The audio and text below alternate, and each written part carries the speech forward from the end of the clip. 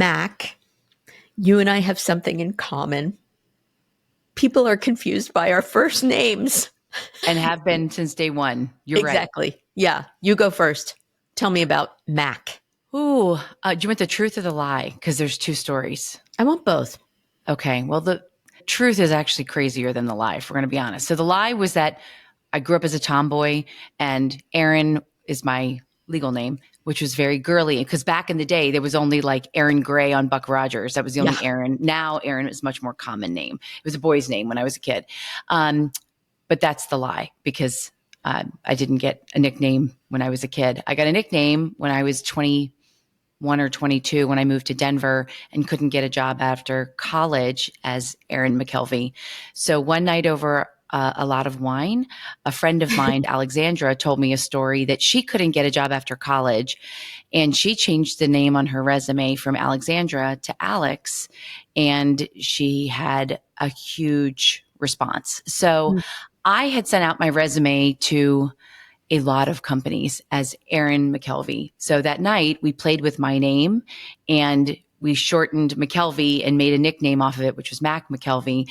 And I sent out the same resumes to the same companies, and I had a 70% callback rate. And I was working for AT&T 2 weeks later. Well, this is the perfect lead-in to why you're here for this episode. It's Women's History Month, and we're going to talk a little bit about the implications of being a woman in business, a woman in media as well. But I love the name story. And as you know, I'm E.B. Moss, and we're going to talk to Mac, who is a marketing maverick. Try saying that 3 times fast. And Mack McKelvey, marketing maverick. I love the alliteration. That's your new moniker. Yeah, love it.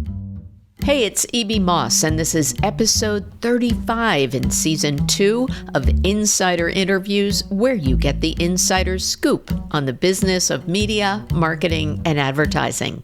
Today's scoop comes from Mack McKelvey. She is the founder and CEO of SalientMG, and she has been transforming tech marketing and supporting startups for decades.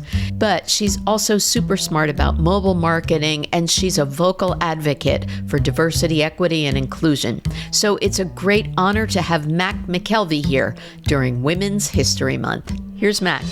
Mack, you have really transformed tech marketing over a couple of decades. You're an advisor to startups. You're a podcast host as well. But I think what's really best is if you put it into your own words about who are you, what are you? Mack McKelvey. Why am I? Who am I? Oh my gosh, we're getting all the hard questions, right? Ask me some easy ones like how to calculate LTV. Talking about myself, that's the harder part, actually. I think that I grew up in tech by accident, really. I fell into tech. It wasn't something that I desired to do. I actually really wanted to go into political science. I grew up in the DC area, but I stumbled into technology moving to Denver after college. And I have to tell you, on day one, I just fell in love with the complexity and the simplicity and what tech enabled. And I stumbled really into mobile. Mobile was a big accident. And I have to tell you, it was the best accident I ever could have stumbled into, because I think best laid plans often don't work out. And in my case, that's exactly right. But the door that did open was the right one. Well, you prevailed in mobile too. You have been named a top woman in mobile, and we'll talk about that a little bit. But you also worked at some really big brands. And another thing we have in common, we also both marketed an audio company. And then you did a pivot. Let's do a little brief timeline of where you were. Well, starting out all in big tech. So you're right. I started at AT&T. I think it was my first day or second day on the job that the trivestiture occurred. So I actually was an employee for Lucent Technologies. So I think day one and day two set up exactly the change that I was going to be going through in every day in my career. So large companies, Lucent Technologies, like I mentioned, I went on to companies like VeriSign, British Telecom. And then I went into my consumer world. I did a stint in audio for SiriusXM. Yes. but I think it was my first or second day they announced the merger. So I went to work for XM, and then it was like day 1 or 2, and I was on customer retention, and that was a huge challenge. But anyhow, so did my consumer marketing world. And I will say there's a thread throughout this whole thing. There's people behind every one of these decisions and people behind every one of these moves. And I certainly didn't do any of this by myself, right? I was surrounded by, had amazing boss and mentors and sponsors and amazing teams that I worked with. But I did make the pivot. I made a very big blind jump from big company to startup, and that changed everything. I see. And why? You went to, I think it was called Millennial Media. That's right. Okay. That's right. It's interesting. That was brave. So it was brave, especially after coming out of XM, because XM was in the spotlight. We had one of the largest merger reviews in history with the Justice Department and the FCC, and it was a real challenge. And it was an exciting time in audio because you had Slacker radio and the iPod. You're just figuring out how to connect your iPod Howard in your Stern. car at that time. Yeah, Howard was huge on the serious side, which was my challenge on the customer retention side, because a lot of people went to XM because we didn't have Howard. But suddenly we did have Howard, and then we had to answer to that, to all of our listeners and members. Yes, that's right. So jumping into a startup, I will say that was the theme in my entire life, was being uncomfortable. And I've always taken roles that made me extraordinarily uncomfortable because it gets me out of my comfort zone. And I feel like I'm at my best when I'm way out over my skis. So going into a startup and really running marketing from the ground up for an early stage company, hadn't done it and really didn't know if I could do it. So that is my perfect recipe for let's do this and crush it. That makes so much sense as I've sort of studied your career and seen how you've evolved. And also you got thrown into the deep end by being at companies back to back that were going through transitions. So I think you built your muscle of how to survive and thrive. And now you're pretty much helping others do that with SalientMG, which is your own startup. And I will say, don't get tired of this word because it's, again, I'll use her word, through line for this episode, because Mac, you also started just last year, the Startup Marketer, which we're going to talk about a little bit later. But let's go back to how you built SalientMG. And there's another name. So Salient, as in savory, as in interesting, tasteful, but that's right. What's MG?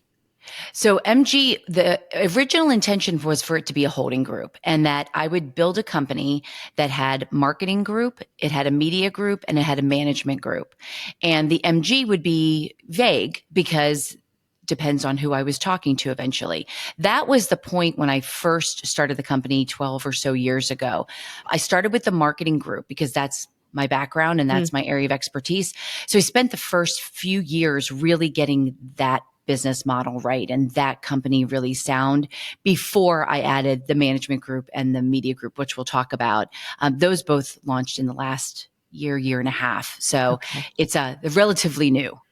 Oh, that's great. I love it. And, you know, all this time, of course, as a woman who goes by initials, I never thought to ask what MG meant. So you learned something here on Insider Interviews. I think as a marketer, names should mean something. And if they don't, then people aren't putting the right intention behind them. Yeah. And you notice that I skirted the topic of EB. As a name. That's right. You know, I've never even asked you, I don't think. So Good. Please tell me. Well, it's funny because my origin story of going by initials is similar to you shifting from Aaron to Mac. I had a thing about E.E. Cummings when I was little. And, you know, I was an English major. And even in 5th grade, I tried to write my name lowercase E.B. Moss, like E.E. Cummings. And my 5th grade teacher threatened to fail me if I didn't properly capitalize things. And then I had a crush on a boy named J.D., GD Shaver, if you're listening. All right, internet, find him. This is your mission for the next 2 months. I've never said that publicly. Am I blushing? And then I thought it was really cool that no one knew, as a writer again, that George Eliot was a woman. So I started, all of that kind of coalesced into starting at 18. I reinvented myself going to college as E.B. Moss. There you go.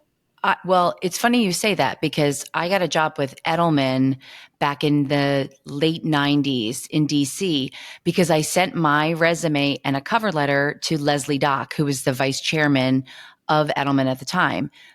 But I had a cousin named Leslie who was a man. So I did a little research. This is like early internet days, right? And I did a little research and figured out that Leslie was a man. And I addressed it to Mr. Doc. And I got an immediate call to interview with Edelman because his assistant said Leslie was impressed that I did the research and found out that he was a man because he gets a lot of Ms. Doc. See that? See that? I love it. Power of a name. Right. Well, let's go back to the name of Salient. And what I want to know is, what did you set out to do? And what do you lead with as your USP? Another acronym, unique sales or selling proposition or value proposition. This is actually my favorite thing to talk about. So when I started Salient, so again, being out of your comfort zone. So when I was at Millennial Media, took the company as the head of marketing. I was part of a great executive team, took the company from about 9 million to 105 million in public in 3 years. So I realized something about myself, that I'd always been in these big companies and in an entrepreneurial role, like Louis Gump has now coined this, and he's one of my favorite people in the mobile industry.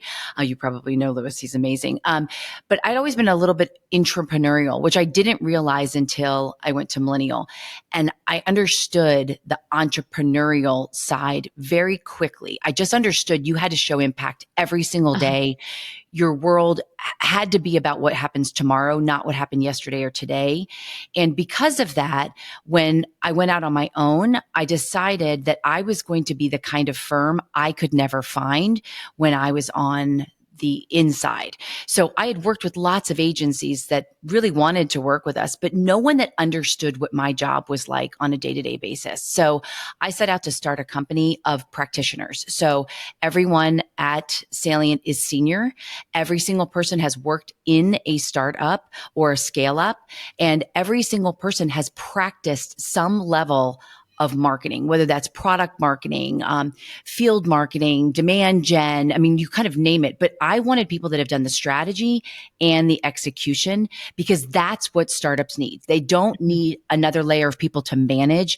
They don't need lots of junior folks that take a long time to get things done. I know we have to show impact every single day with and for our clients. So I set out to do that and build a firm. That was one mission. The second mission, so it goes back to the 3 areas I wanted to eventually build.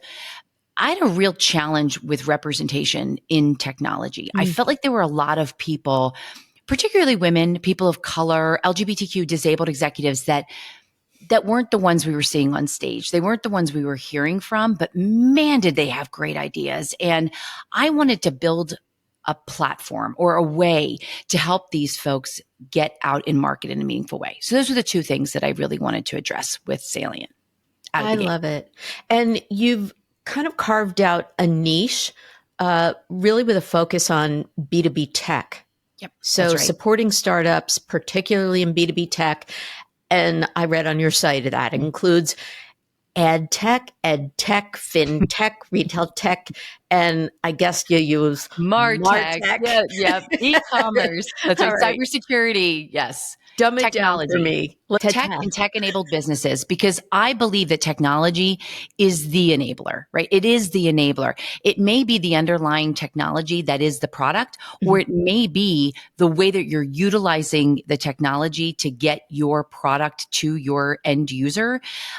I'm fascinated by that. And I study technology. I live and die by technology because I do. And I think the world that we're living in right now, everyone is realizing that tech isn't this thing over there. Yeah. Technology has, everyone talked about the year of mobile. Mobile just is now. Technology just is. And I think that's fascinating. And so we are technology obsessed people.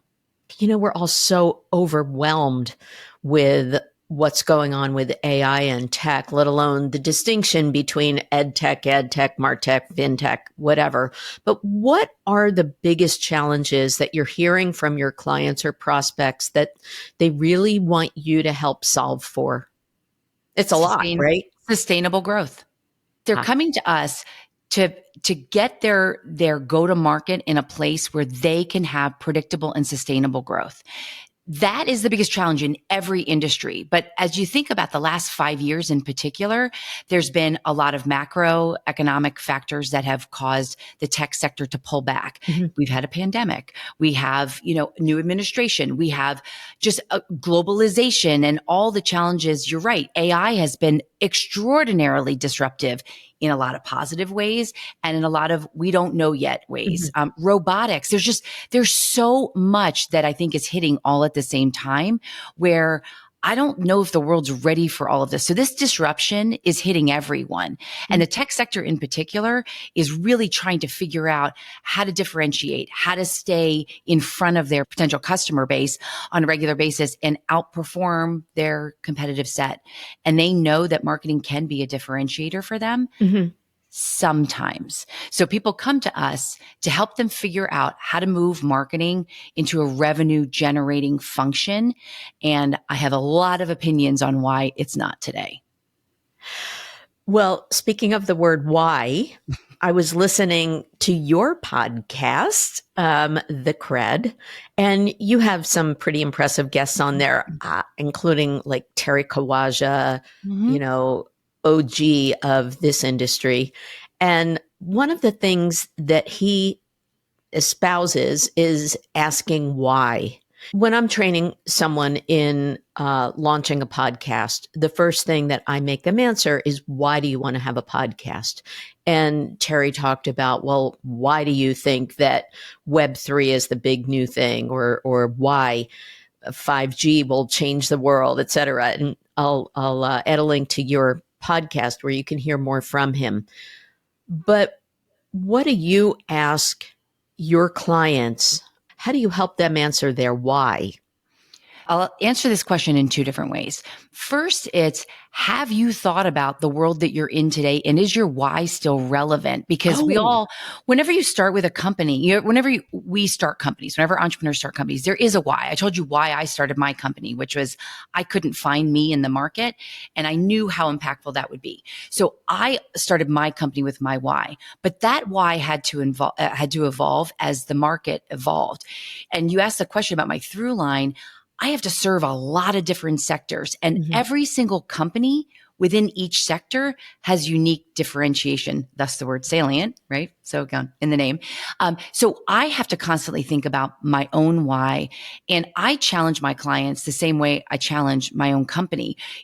To not push yourself out of your comfort zone, you will not grow. Mm-hmm. To challenge your thinking, to challenge, how do we outperform? How do we outcompete? How do we outwin?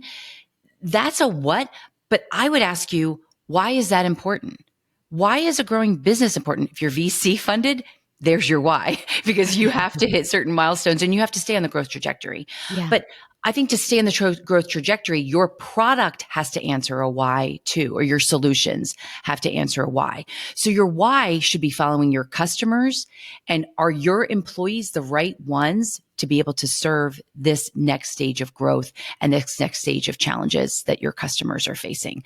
So your why has to solve, I think, real issues. You're not selling shoes. You're selling a solution to a problem. Why? I see. Yeah. And how can you uniquely, solve that? Yeah. It's the first cousin of what I usually talk about as the WIFM, the what's in it for me, from the consumer's perspective. What are you going to do for me? That's right. Today. Yeah. Today. Right now. We're customer. And as customers, your needs are constantly changing. So those customers that are buying your SaaS platform, right? It worked for them for a period of time, and then their needs are changing. Are you paying attention? Your why for sustainable growth becomes, how are you continuously serving those customers and increasing the value for those customers over time, so that your why is still relevant for them.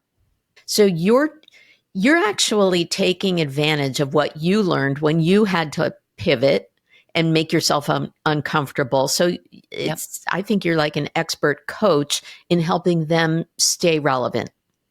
Well, it's interesting too, because my background within companies has always been chief of staff and marketing. Oh. So I've had this dual world forever where I had to learn the business side and I really had to understand how the business had to work together.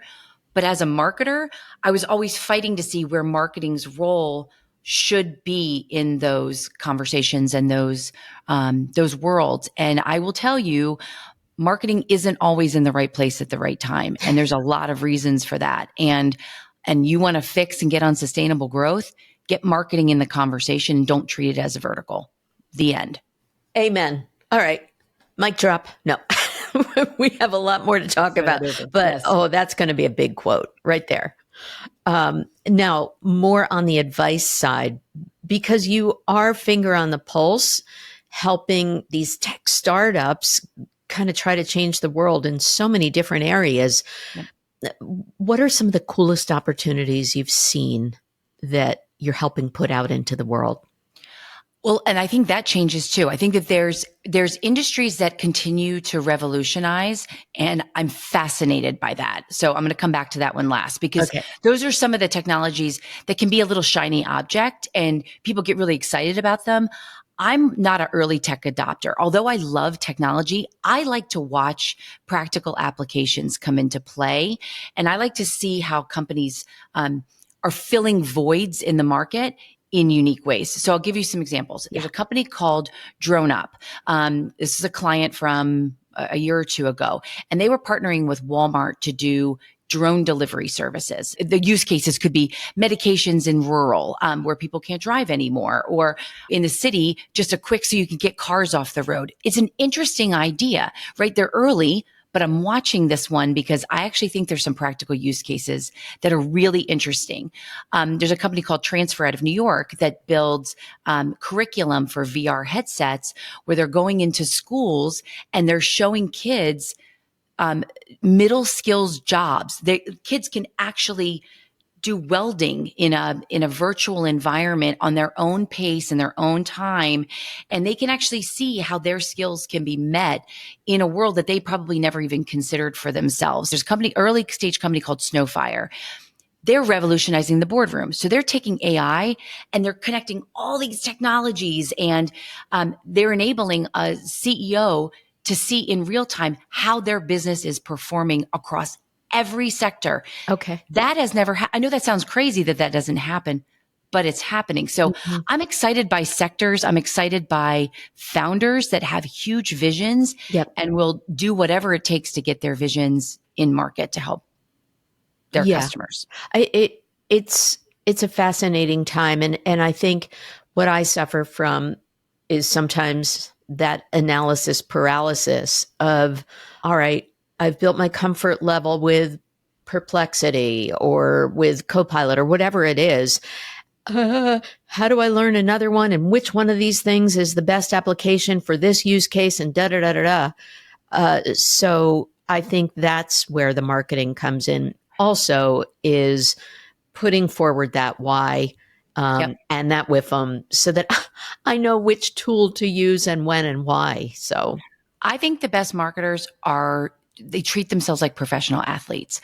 I am studying platforms and technologies every single day. I am reading every possible publication, not even in my sector. Like, I am reading what's happening in my client sectors, but I'm reading what's happening in Europe. And I'm talking to vendors all the time to see if they have technologies that can help my clients or help us. And I think that the best marketers out there, that's what they're doing, is they're not sitting back and relying on the technologies they used 2 to 3 to 4 years ago. My goodness, the amount of vendors I'm using today is probably exponentially bigger than it was even 2 years ago. Right. as podcasters, fellow podcasters, our additional opportunity is getting to speak with different guests who represent those different sectors. I'll throw in a plug for an episode I'll have out in April is with Rashad Tabakawala, who, notorious Rashad from, Publicis days, who has a new book out that talks about the whole disruption of the workforce in terms of, companies have to completely transform how they treat employees, how they work, how they leverage technology to accomplish the jobs, how they select which AI tool they'll use. So I'm looking forward to diving into that book, by the way. It's a little commercial for a future episode, but very Love it. apropos what we're talking about having to learn all and consume all to be current.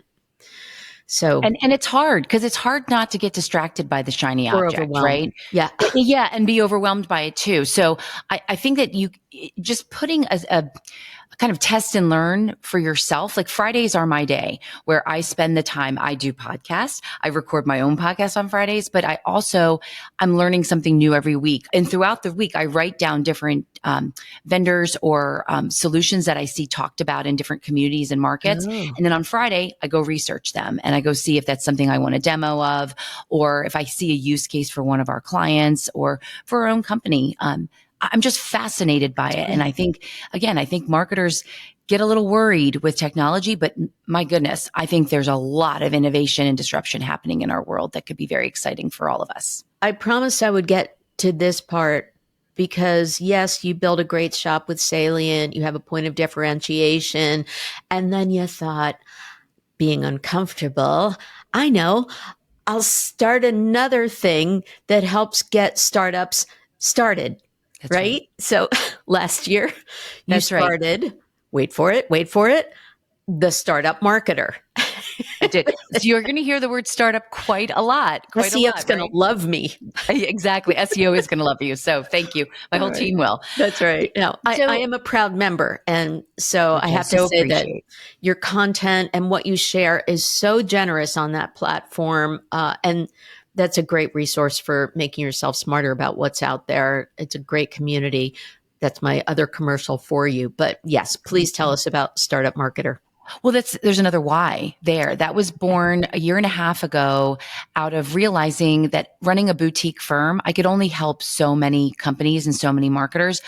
I don't want to run a Publicis, right? I don't want to run a 10,000, 30,000 person company. I love to be boutique because I like to touch all of our clients too. So in order for me not to die and be stretched too thin, I can only touch so many clients directly. But what I can do, and what I realized we really needed in the startup space, was an ecosystem, was a true ecosystem. So you asked the question before about edtech, adtech, martech. We all do have some common threads in the startup world. Very light on resources, no time, shifting priorities. I mentioned the, constantly trying to figure out which platforms to use or what technologies are out there. It's overwhelming and it's a lot. And a lot of my fellow marketers out there in the startup world don't have the time to go figure this out. So we built an ecosystem. It's a little bit accelerator meets a little bit of community. And our job is to make their jobs easier. We've put in hundreds of templates and free courses so you can get certified quickly. You can download templates that you need in a pinch. We have a job board to help people in the startup space find other startup marketers quickly because it is an interesting sector. But we're building out more and more every day. So this year we have more rollouts coming. We have a marketplace. We have full trainings that we're going to be rolling out, but we have Book an Expert. And E.B. Moss is on Book an Expert. So if you want to know how to build a podcast or actually just get connected with someone who's an amazing content producer, that's E.B. Moss. But the idea is the Book an Expert's there for when you're in a pinch, which you are every day in a startup, and you can grab a subject matter expert and just get an hour with them or 2 hours with them just to brainstorm, to solve an issue quickly and move on. Because in the startup space, we don't have the luxury of time. On behalf of startup companies everywhere, thank you, Mac. Well, join us because it is a growing ecosystem. And the whole idea is to give them access to information. We're doing a lot of the work so they don't have to go try 700 platforms, right? Yeah. We're going to tell them, hey, we worked with these 3 this week. this is what we saw and this is what we thought. They're not paying me. This is just, so vendors, if you're listening, yes, you can email me and send me your information. And yes, I will probably look at it, but I will only get back to you if I think that it's something that our member community really can benefit from. And as long as you address it to Ms. Mack McKelvey. If you call me Mr., you're not going to get read.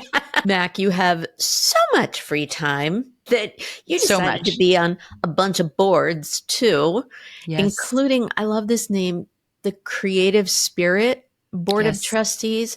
What should people know about that nonprofit?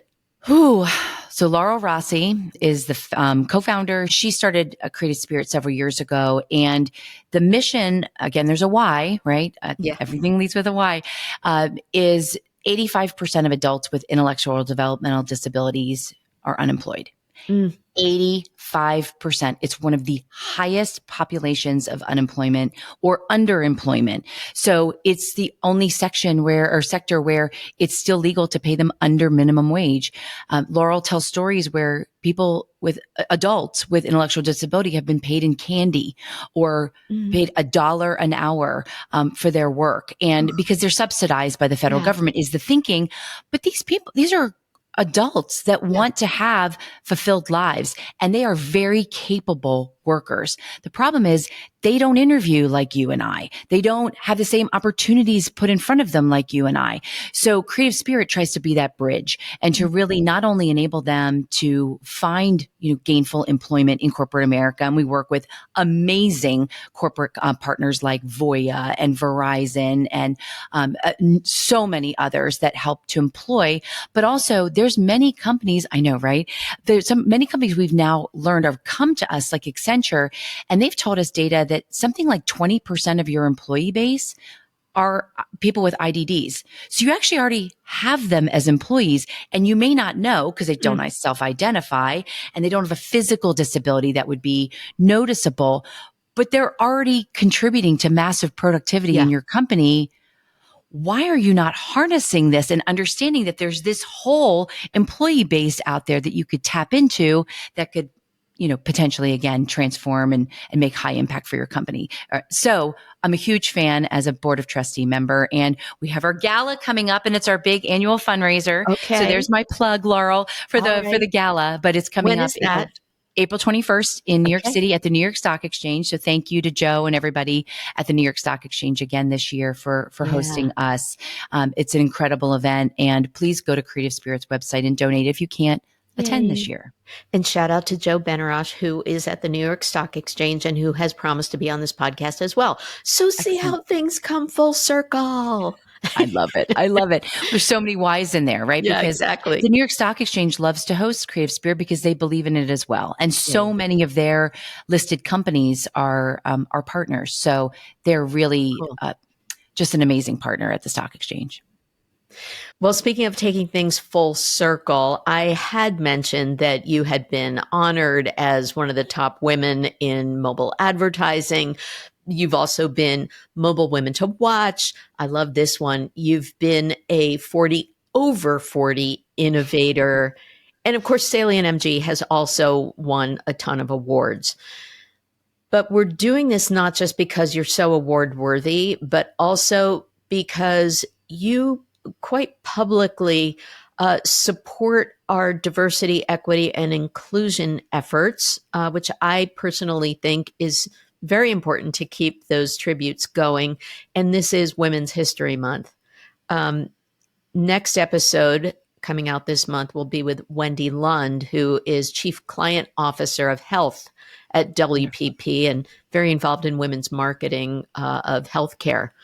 But let's talk a little bit about your brand values as an advocate for DEI, diversity, equity, and inclusion. I think it's important to say those words.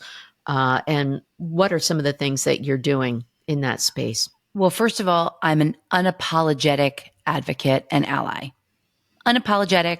unhesitant. Yay. I will shout it from the rooftops forever because diversity, I can tell you, I've just lived within it. The strongest teams I've ever worked within, the strongest companies I've ever worked within are those that do embrace different ideas, different thoughts, different levels of education, different backgrounds, different ethnicities, different sexes, genders, all the things.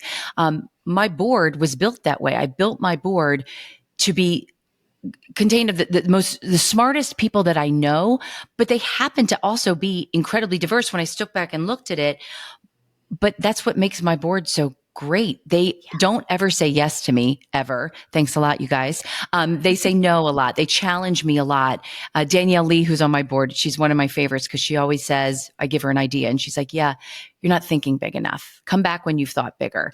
And that always sits in my head. No matter what happens, my idea, whatever idea I write down, Danielle's always playing in my head. So that diversity of thought, of people, of where she comes from, a completely different sector than I come from, but that's why I have her. She challenges me to think differently all the time.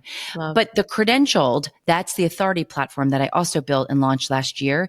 That is one of our biggest plays in really supporting folks that are underrepresented, and underrepresented includes startup founders too. That could be, white men, but that just thinking about the best ideas, we should be looking for them wherever they come from.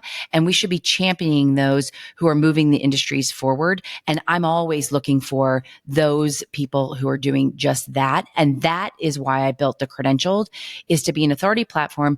Reporters, conferences, podcast hosts come to us because they know we have an incredibly diverse membership base, and that these are the people that really are moving their industries forward, and they have something to say. And I'm just a platform, and that's all I want to be. I want to be in the background behind them, pushing them forward. Well, that's what we all need to do. The enabler for greater presence. I think that is the gift that I hope I can give, is to be an enabler and a connector. And, I volunteer for ACP, which is just an incredible organization that helps, military members that they're transitioning from, their public service into the private sector. And that's another area of diversity, right? That people don't think about hiring folks that don't have necessarily that practical experience that they'd be looking for on paper, which is why I'm very against AI hiring practices, but we can get into that another day. Okay.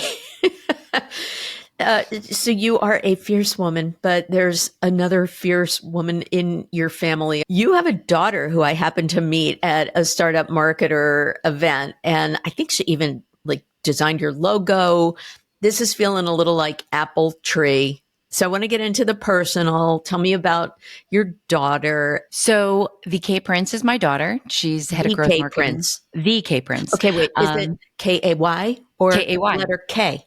It's K-A-Y, which is a nickname from her name, which she chose. So yeah, actually there's two similarities there. She's been working in marketing for almost 12 years now, even though she's graduated college 5 years ago. But she's the head of growth marketing at XR, Extreme Reach, and she runs her own podcast, the IDK with K. She runs the Buzz Free Network, which is a sober network for marketers in the community. She's doing fantastic. She lives in Brooklyn. And I have a son who is getting his PhD in therapy in Georgia at Georgia State. So yes, two amazing kids. Oh, good on you. And you picked up and you moved to Vermont. When? And why?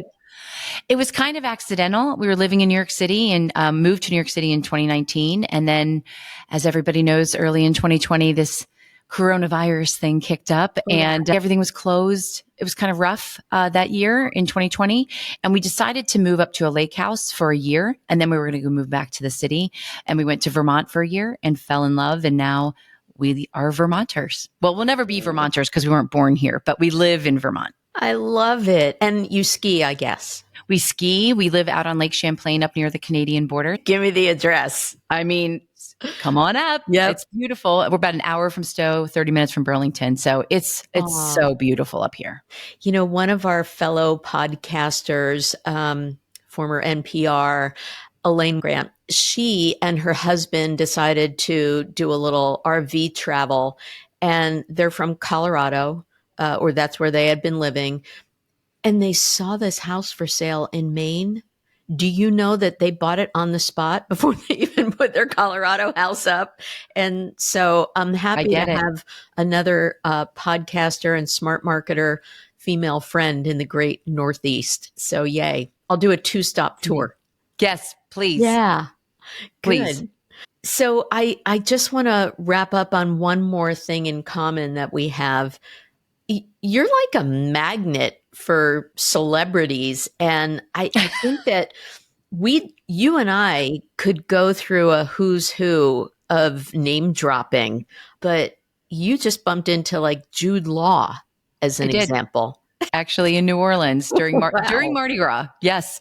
It is funny. I run into celebrities everywhere. I sit next to them on planes like Alan Ruck. I sat next to him on a plane to Chicago. Kevin Costner on a plane. Lots of planes. Dave Grohl twice. No. But yeah, Jude Law, I walked right by him, and I obviously don't know him, but I saw him and I whipped around and we just talked for a few minutes. It was absolutely lovely, very handsome, charismatic, very sweet. So thank you, Jude, for being so kind. That's great. Well, I shared a dressing room with Whoopi Goldberg once. Oh, that's a good Anyway. one. All right. We'll have to do a whole other episode. Yeah, we'll about do that. I love that. Actually, Anytime. my last plug. This is like the whole commercial podcast episode. I do have another podcast and it's called It's Quite a Living. And I interview some of my friends and folks that I have bumped into who, I've drawn to me in the celebrity world. So maybe I'll add a link to that one too. I love it. Definitely you should. But Mack McKelvey, this is AAM, all about Mac. And it's been an absolute pleasure talking to you about so many different topics. And thank you so much for all you're doing for us startuppers. And there'll be a ton of links in the show notes because you dropped a ton of knowledge on us. So thank you so much for joining Phoebe, you're the queen. I love you. I love your podcast. Such a fan. So yeah, you call, I answer anytime. You did. Well, I hope you got some good inside scoop from this episode of Insider Interviews. That was Mack McKelvey of SalientMG. This episode was recorded and produced by Jim Mullen, producer extraordinaire. My theme music is composed and arranged by John Clayton, the Grammy-winning jazz musician. And if you want to leave a little tip and keep this content free, please check out buymeacoffee.com/mossappeal. And if you want your own podcast, find me at podcasts@mossappeal.com. Thanks for listening or watching.